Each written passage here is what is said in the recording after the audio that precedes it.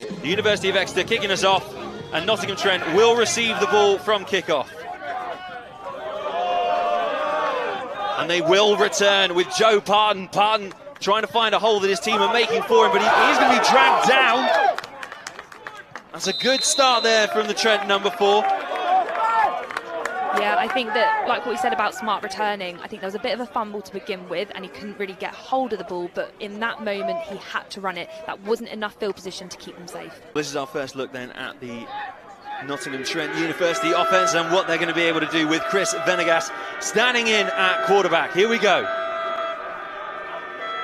Play action, Venegas looking downfield for a receiver. He might have someone deep downfield, and he does, and Ben Harrison completely unmarked and getting huge yardage for Nottingham Trent right from the get-go. Tash, that is what you call an opening. That's a 50-plus yard game right at the get-go there from Nottingham Trent University.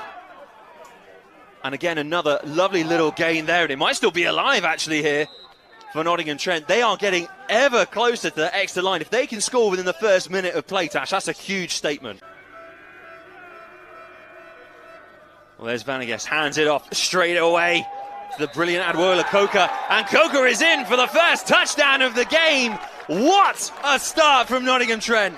What we saw there was the O-line doing exactly what they needed to do. He wanted to run straight down the middle, and they provided that gap. They managed to get their blocks in perfect, so that it was basically like parting the Red Sea. The gap opened, he ran straight through and was able to get the touchdown and get the ball over the line. First touchdown of the game for Nottingham Trent. 6-0 up, extra point to come. And it's a lovely easy kick for Tom Giles, and that is the extra point. 7-0 to the good for the boys in pink. And we are talking about them being in a bad position right now, but they will receive at that second half restart, and that will be important for them surely as we see them pack down for the first time. Here we go, good snap to Ben Abbott. And he handed it off to his running back there, and it's a nice little gain of about 3 yards there for Exeter University. Trent with their first kickoff, and Weston Perry standing just off of his kicker. Giles will be chasing this one down with great intent, and that's bounced beyond everyone on the Exeter camp and out through the end zone. Abbott takes the snap again, once more handing off to one of his running backs. But they're brought down before they can even really get going, Tash. This is a great start for the Nottingham Trent defensive line. What Nottingham Trent are doing is they're really closing those gaps so that there is no space for you to actually power through. And I think that you can see them constantly switching up their defense even right now. Well, here comes Abbott again, standing over the ball. And once again, before the running back can even get going, he's brought down, and Carl West doesn't know what's really hit him because Nottingham Trent came flying through at the line there. For now, the ball is still with Exeter University as they punt this one away. And it'll be Nottingham's turn to run it back. Trent's turn, I should say. Otherwise, people from that university will get a bit cross with me, Tash.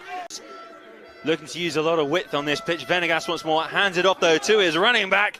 And they're not going to make many yards through the Exeter defence on this occasion. And now we're getting ready for 2nd and 8 here from Nottingham Trent University.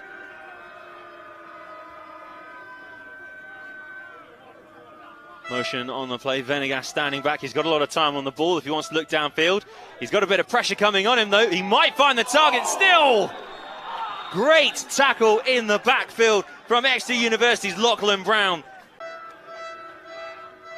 Motion once again from Nottingham Trent. Venegas opting to try and travel to one side, looking for the target downfield and gets it with Ben Harrison. That's a lovely gain and a first down for Nottingham Trent University. But here come Nottingham Trent, 1st and 10 on this latest drive. Hands off to Coker. Coker might see a little bit of a gap. Good gain there from the running back going through the middle. He's probably got a good 4 or 5 yards there off the first drive. So it's 2nd and 4 for the boys in pink. Let's see what Venegas decides to pull out of the bag now for the boys. And he hands it straight off to Coker, who's looking to go straight through the... But that's a huge tackle from Exeter's Owen Beaumont. Fantastic work from the green player at the line. That was phenomenal. And here comes the noise from the crowd for the Exeter defensive effort. And Venegas clearly changing the call, getting vocal at the line of scrimmage. But here come Trent. Venegas looks out wide, finds his man, but they've dropped it. It's a fumble from Joe White, the number 85. Big mistake there from Trent. and it's looking like it's going to be a 4th down and punt. And let's just quickly clarify, Tash, that was an incompletion, not a fumble, sorry, my mistake. But can you quickly describe the differences for us, for anyone watching at home for the first time? Yeah, a fumble is when you have control of the ball and then it either gets stripped from you and it rolls out, or an incompletion is where you go to catch the ball and you then drop it. So you need to have at least, I think it's 2 or 3 strides before it would then be classed as a fumble. That was a very high snap for Tom Giles to take, but that's an excellent punt downfield. And his Nottingham Trent teammates are watching that to the line. Wow, what a kick! And now here come Exeter out from said end zone. Abbott hands off to his running backs once again, but they can't make any yards. Let they tackle back into the end zone? No, just shy.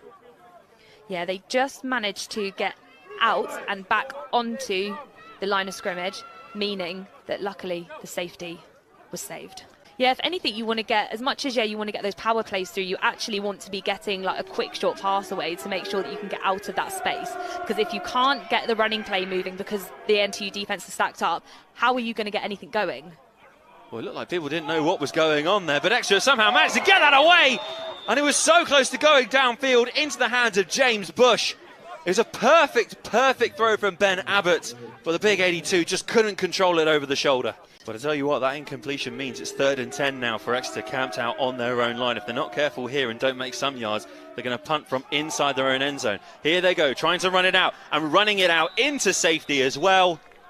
Just short of the 1st down.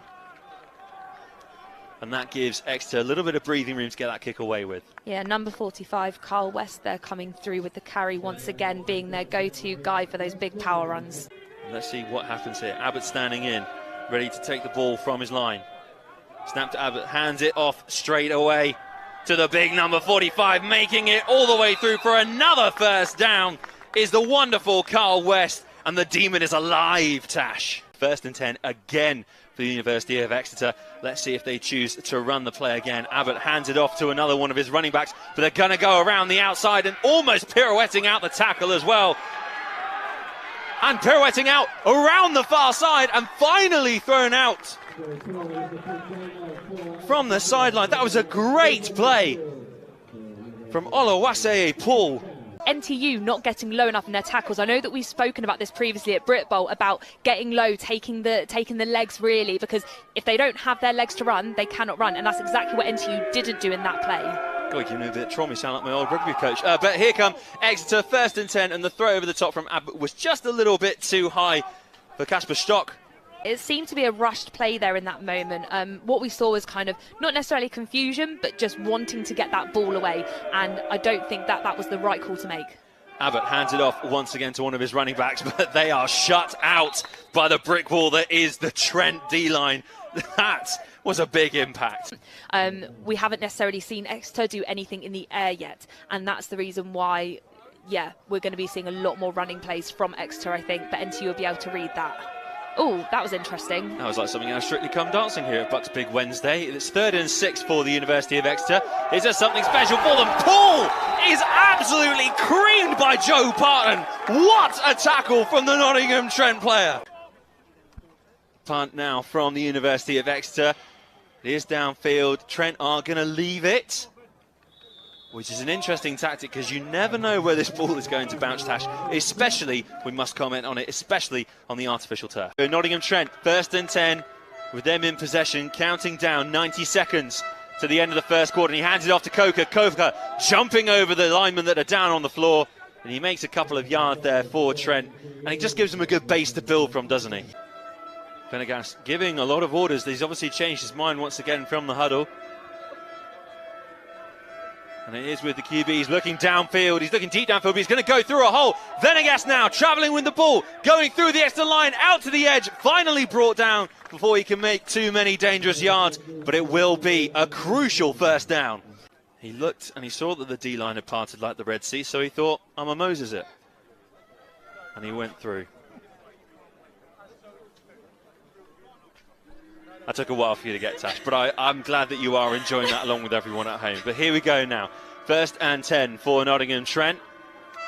And the Renegades handed off to Coker again. Lovely little shimmy from the 33 and bouncing off the first initial tackle. Great gain from the running back. Yeah, that was a gain of about 6 there, and that's exactly what you want from your running back. But once again, it's going to Coker, and Coker is your guy to be able to bounce around and make those defensive players miss.